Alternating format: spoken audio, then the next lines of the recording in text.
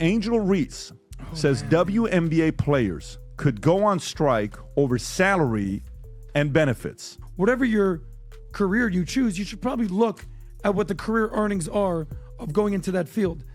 What I'll also say is this: every single one of you WNBA players, you better pray that Caitlin Clark doesn't get injured. Have you ever seen a pro athlete threaten an entire league with a sit-out before they've fully proven themselves on the court? It gets crazier. That's exactly what Angel Reese is suggesting in the WNBA. She wants higher paychecks, or she's ready to encourage a league-wide strike. On top of that, she's throwing out these demands while the WNBA has never once turned a profit in over 2 decades of existence. But listen to this. Patrick Bet-David, known for dissecting big business controversies, jumped in to say the WNBA might actually save money if players refuse to show up because it already operates at a loss year after year. I'll tell you what $50 million is.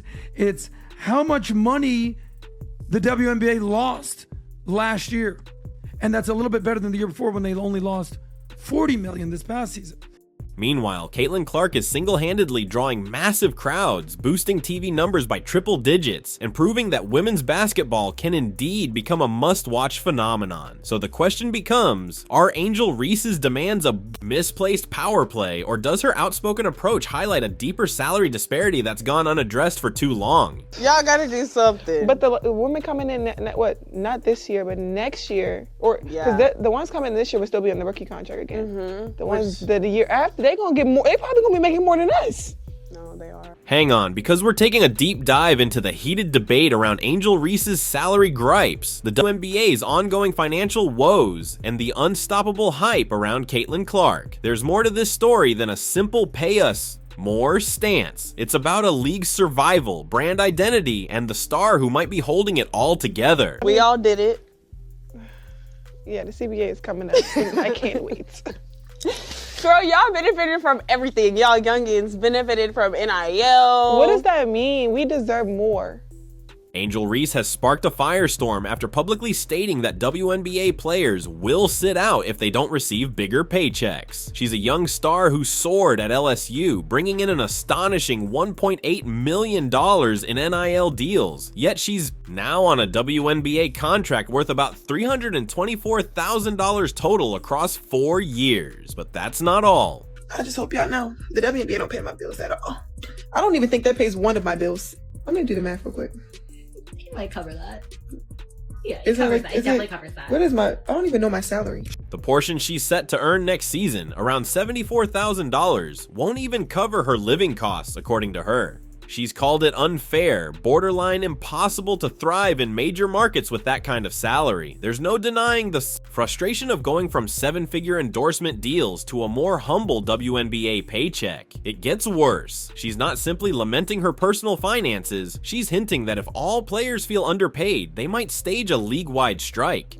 I need to get in the field. You need to come to the I meeting. gotta get in the meetings because I'm hearing they don't give us, if y'all don't give us what we want, we sitting out. That's a possibility, for real. Yeah. Skeptics believe she's oversimplifying the problem. After all, can you force raises in a league historically operating at a loss? Reese's supporters claim women's basketball is on the upswing, and if fans are rallying behind her, maybe. The WNBA can afford bigger salaries. Her critics, however, insist that ticket revenues, TV contracts, and the league's bottom line say otherwise. But listen to this. Entrepreneur and commentator Patrick Bet-David wasted no time in dissecting Reese's statement. He pointed to the sobering reality. If a business loses money each year, bigger paychecks can't magically appear. In a typical strike scenario like MLB, NBA, or NFL, players disrupt a highly profitable model to renegotiate revenue shares. So here's the catch when you're going to go on strike. In 1994, MLB, NBA, NFL, what's the number one revenue sport in America? What do you think it is? The NFL. How much do you think they make? $17 billion. The NBA, a little over $11 billion. The MLB, also $11 billion. The NHL, $7 billion with a B. You guys are a alleged $150 to $200 million company. You're operating at a loss every single year. You've never made money. It's called a zombie company. The WNBA, by contrast, has never turned a profit, so if players refuse to play, the league might just save on costs. The reason this is happening stems from ongoing annual losses. Bet David sees Angel Reese's vow as more comedic than threatening, especially if you factor in how Caitlin Clark is arguably the only reason mainstream audiences are tuning into women's hoops right now. He implies that with Clark drawing massive crowds, the WNBA's financial viability hinges on her stardom. Tellingly, he's not the only one who thinks so. Sports analysts from various networks echo that Caitlin Clark is the pivotal figure bridging casual viewers and women's basketball, overshadowing Reese's controversies. It gets crazier when you dive into the WNBA's finances. Since its inception, in 1997, it has never posted a profit. To keep the operation going, the NBA subsidizes millions every year, effectively acting as a financial lifeline. Despite recent spikes in attendance, some 2.3 million fans this season, up by 48%, the league still grapples with an annual shortfall that ranges from 10 to 12 million or more, depending on the source. But that's not all. Even with an apparent surge in TV viewership, 170% up on ESPN, the WNBA's operating costs outstrip the revenue it pulls in. Salaries already exceed 90% of the league's total earnings, leaving minimal breathing room. In a way, the WNBA has historically lost money and receives financial support from the NBA, which means that the WNBA games are not played. The league can actually save money by avoiding operating costs. Major men's sports leagues typically share 50% of revenues with players, but the WNBA can't approach that split because there's simply not enough money to divide. Critics say it's akin to trying to pay out bonuses with a negative bank balance. Of course, Everybody. I agree. Everybody. I agree with that. But we gotta get paid some consequences. What? Damn, we gotta get it up. Y'all gotta like, deal with y'all. something. Angel Reese's message about pay raises runs up against this harsh reality. The league can't distribute funds it doesn't have. You might be thinking, what about expansions or bigger sponsors? Commissioner Kathy Engelbert indeed has. Plans to add teams and brand partnerships are on the rise, yet bridging the gap between growing attendance and actual profitability remains a steep climb when overhead expenses keep climbing. Because as soon as they're profitable, they can go on strike and they can go from 9% of the revenue to 12% of the revenue to 15% of the revenue to 20% of the revenue. But if there's no revenue, you can't get percent of nothing. But that's not all. The real wild card in this conversation is Caitlin Clark. She's consistently packing arenas, smashing TV ratings, and making women's basketball a hot topic across social media. Many watchers believe she's the face of the sport, overshadowing anyone who tries to claim the spotlight with mere talk, especially if that talk concerns sit-outs and salary gripes. Clark's performances are mesmerizing, generating record numbers at the college level and ramping up excitement for her full professional presence. She might be the biggest reason casual fans have any interest in WNBA storylines. Some say she's single-handedly responsible for half the buzz. Instead of capitalizing on her wave, certain players appear resentful or they're stuck inside. Lisa Leslie saying that the WNBA should get paid more. Oh, no. Go ahead. And then Draymond Green claps back. Ourselves to the NBA, but I do feel like the pay gap would be something that, we could just take a donation around the NBA maybe one night y'all don't go to the casinos. I have something on this though, because it pisses me off. It pisses me off because I don't think there's anyone in America that supports the WNBA more than NBA player. Controversies over pay demands. Observers like Bet David suggest the entire league should champion Caitlin's hype, turning that momentum into real financial growth, then worry about bigger salary cuts. The reason this is happening, why Angel's claims meet so much pushback, becomes clearer when we compare WNBA economics to other sports strikes. The MLB in 1994 canceled a whole World Series due to a labor dispute, but baseball was a multi-billion-dollar enterprise. So other major sports have done it. Here's a quick list for you, PBD. I put this together. Biggest sports strikes in history. 1994, the MLB strike. It was the first time that the World Series was canceled. I remember. Mm-hmm. You remember that? In 1998, the NBA went on strike. They canceled the All-Star game for the first time. No one the noticed. NFL has gone on strike multiple times. 1982, 1987, 2011.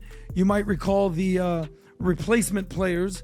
This is when they, I think, based a movie around it called The Replacement Players. And then the worst was in 2004, the NHL canceled the entire season. What? The entire season. The NFL's walkouts in 1982, 1987, and 2011 were also built on a stable, profitable league, giving players substantial leverage. But guess what? The WNBA does not enjoy the same baseline. A strike in an unprofitable environment is like shutting down a lemonade stand that's already losing money. If players walk, the league might ironically cut down on expenses. It's a paradox. In successful sports leagues, a strike forces owners' hands because lost games mean lost profits. What any business, how long can a business operate at a loss before it folds? Small businesses that don't make a profit will not see their third anniversary. That's a stat. You can go to the Small Business Administration. In the WNBA, lost games could temporarily lighten the financial burden. That's the crux of Bet David's argument. Players have minimal leverage if the league can't stand on its own 2 feet financially. But listen to this. All is not doom and gloom if the WNBA uses its present momentum wisely. Attendance soared, TV ratings spiked, and expansions loom. With 2 new teams slated for 2025, more games could bring a better TV contract if star players unify under a single brand vision, encouraging intense rivalries like a potential Caitlin Clark versus Angel Reese matchup, draws fans who crave personalities as much as skill. Actually accomplish if it's just a marketing fee Well, anyway.